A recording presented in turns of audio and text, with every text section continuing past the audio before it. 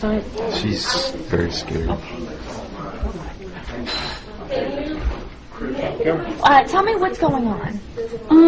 Well, I'm a Christian, and my parents are Muslim. They're extremely devout, and they can't know about my faith. Well, they do now, but they've threatened to kill me. I don't know if you know about honor killing, but this faith that you guys don't understand. Islam is very different than you guys think.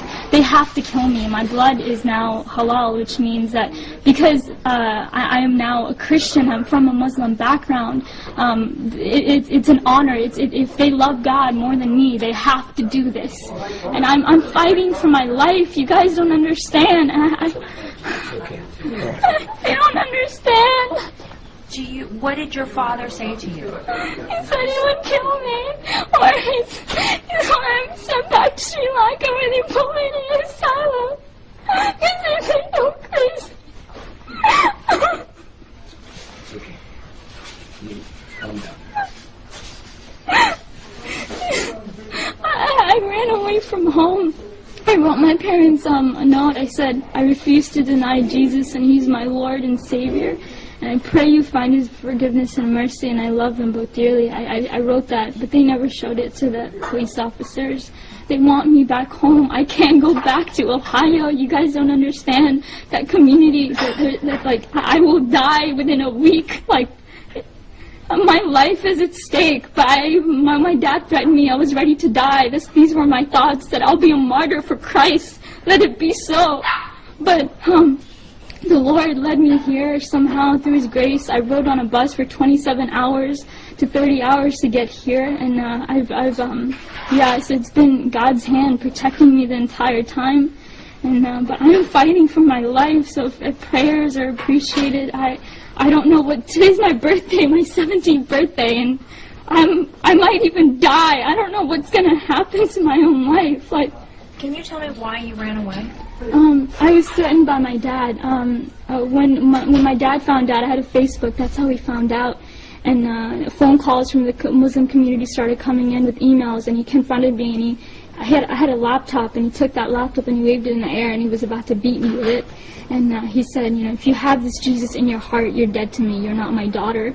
And I refused to speak, but he said, I will kill you. Tell me the truth. And these words, bad words, he cuss words, and so I knew that I had to get away. A couple of weeks later, even I told my dad that I needed to learn more about Islam because I was scared, and I said that because when I had come to know the Lord, I dropped everything about Islam. I mean, I had to hide my Bible for years.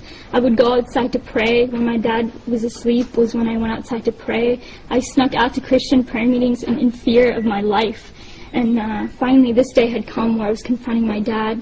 But a couple of weeks later, after I told my dad that I wouldn't follow Islam, but I would learn more about it, he put me class after class after class after class, thinking that that my mind was going to be back in it. But of course not. I mean, I'm a follower of God, Jesus, the true living Jesus, but a couple of weeks later, my mom found a Christian book, and I knew it was then that it was over for me. I had to leave.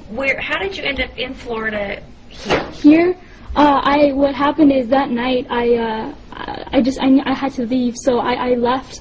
That Saturday night, was it? It was Saturday night in the morning. I left to go to a friend's house, and I asked her, I begged her to take me to church. I needed to get to church. I needed to pray. I needed to seek the Lord to know what to do. And so that entire day from 7 in the morning to late at night, I prayed and prayed and prayed, and finally I was able to get a ride back home to the person's house. And then I stayed there Sunday night, because my dad was coming back home from his trip that night. And so I stayed there that night, and I just left. I hitchhiked to a bus station, and I got a ticket to Florida because I had met them through a prayer ministry on Facebook. And this was the farthest away from Ohio, and you don't understand. If I had stayed in Ohio, I wouldn't be alive. And so I was able to do that, and I called them from on the bus. I used random, nice people there that I was able to talk to, and I used their phone to call them, and then I came here. Has there been any type of killings at all in your family? Have you ever seen anything like that? I'm not sure, but in 150 generations in my family, no one has known Jesus. I am the first one. So imagine the honor in killing me. Like, there is great honor in that. Because if they love Allah more than me, they have to do it. It's in the Quran. Yes. And you can, give them knowledge about it. Because After they finish talking to you. yeah, so he really will explain it and break it down. They have to do this. Like, if they just have to. And either they do that or they send me back to Sri Lanka. And if there's an asylum, there's an asylum there where they put people like me, like, think I'm crazy.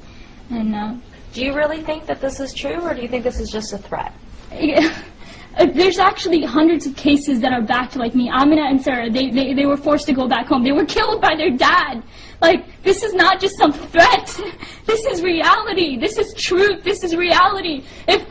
How many more cases? If you want, there's case after case. There's hundreds of them. I am one. I am one of hundreds. They have to. You guys don't understand. They have to. I don't know what else to say, but they have to. If you want proof, there's hundreds of cases that can validate my story. Even my friends and people from back home, they knew what would happen to me. My own brother knew about my faith, and yet he didn't tell my dad. What does that say? He knew the consequences. He knew. So what do you want at this point now? I want to be with them. I want to be free from my parents. I want to be free. I want to worship Jesus. I want to go to church on Sundays and read my Bible and say Jesus is alive whenever I want to. You guys talk about religious freedom? No, I don't have that. I want to be here. I want to worship Jesus freely. That's what I want. I don't want to die. All right.